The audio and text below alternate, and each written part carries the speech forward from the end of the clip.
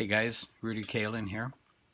It's a beautiful fall day out there, but it's kind of cold. It's in the 30s. It's October weather in Minnesota. It's supposed to get warmer next week, but right now it's nice to be in the shop. Thought I'd come in here, clean up my workbench a little bit,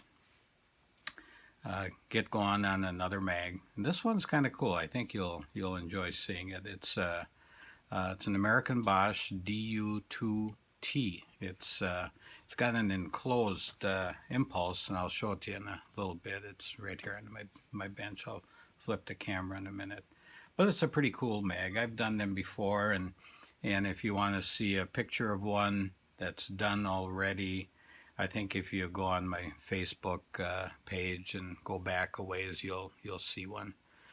But I do them once in a while. They're not common mags. They're fairly scarce, and they're really cool when they're done. It's a two-spark, it's a two-cylinder Magneto, and it has a single armature and two lead-out towers, one on either side. And I'll show you as we get into it a little bit more. I'll show you how that works. The armature has, instead of a complete ring around the collector ring part of it, it's got a segment that sends spark out. And it'll send spark to alternate lead-out towers. The towers are on either side of the Magneto. You'll see that in a little bit. But I thought I'd just get going on it.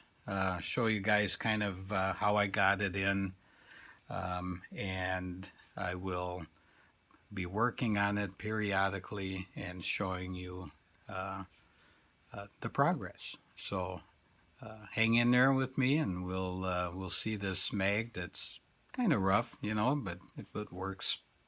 I mean, turns and everything. I'm guessing there's no spark, but we'll get it rebuilt, and it's in decent used condition, let's say, and we'll make it really nice and work really well. So stick around, watch the progress of this thing. Thanks. Okay guys, here it is on my workbench. Kind of started taking it apart a little bit just to make sure everything was decent, and I can tell there's some things that I'm going to have to address, but here's the mag itself, and this little spring clip guide that holds the cover on is broken. All that's left is the spring. There should be another piece underneath it here, so we're gonna have to replace that. Here's the lead-out towers, and one looks, yeah, they both look okay. I think we'll put new carbons in there.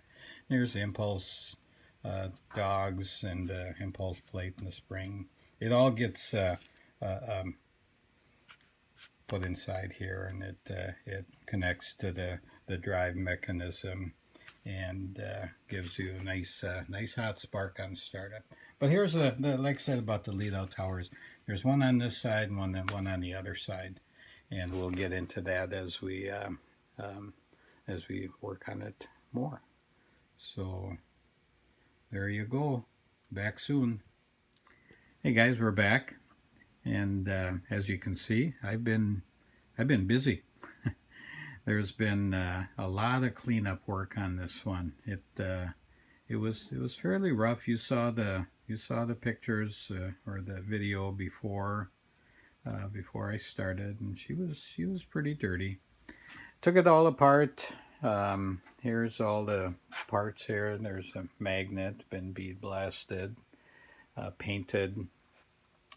There's the housing, the impulse cover. There's the impulse parts here.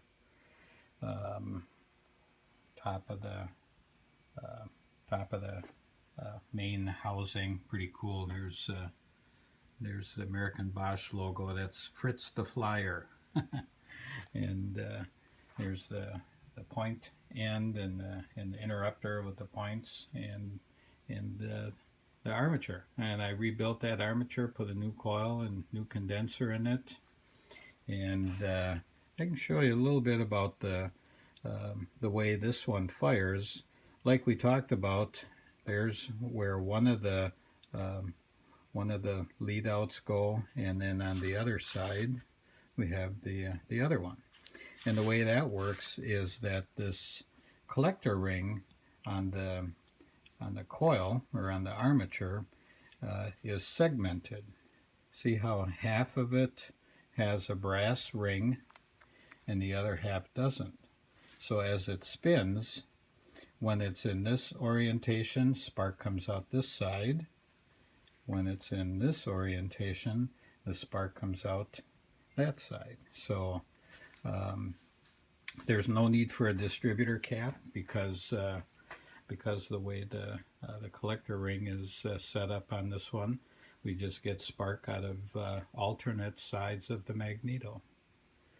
So pretty unique, fairly simple method. A lot of motorcycle mags are like that. Quite a few different Magnetos use that system.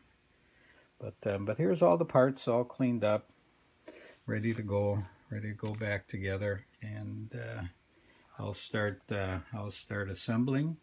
And next time we come back, you should see a complete mag, and then we'll go on to testing it. All right, I got the armature in the housing. Got the back end on right here. That's where the interrupter goes with the points. Lead out towers go on either end here. The armature is really sweet. Boy, I did have to shim it a little bit so there's no end play. But boy, it spins so nice now. Look at that. So got the impulse together. This top cover is going to go on here with a gasket, and it'll keep going together, and we'll have a completed mag very soon.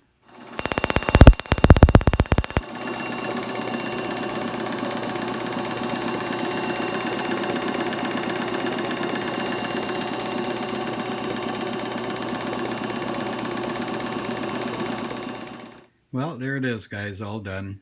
And you saw it on the tester for yourself. It works great. Got her all together. Show you back end with the point cover, cam ring, top is on there. You saw that before. Here's the other side. Got the lead out towers on it, and the customer's drive right here. They have kind of an unusual coupler. I'll show it to you. But it's all done. Nice mag, ready to go. Works great. Here's the coupler. It's kind of cool. It's a 3-part deal. It's got the floating drive, and then this part goes on the tractor, and this goes on the mag. Let's see if I can get it. There we go. And it connects it up. So it's all set, ready to go. Thanks for hanging in there with me. Hope you enjoyed this video. There'll be more to come. Until then, if you have any questions, feel free to give me a buzz. My phone number and all my info is on my website, rebuiltmags.com, and my Facebook page, rebuiltmags.com, and here on YouTube, Rebuilt Mags. So again, thanks for hanging in there with me, and I'll see you next time.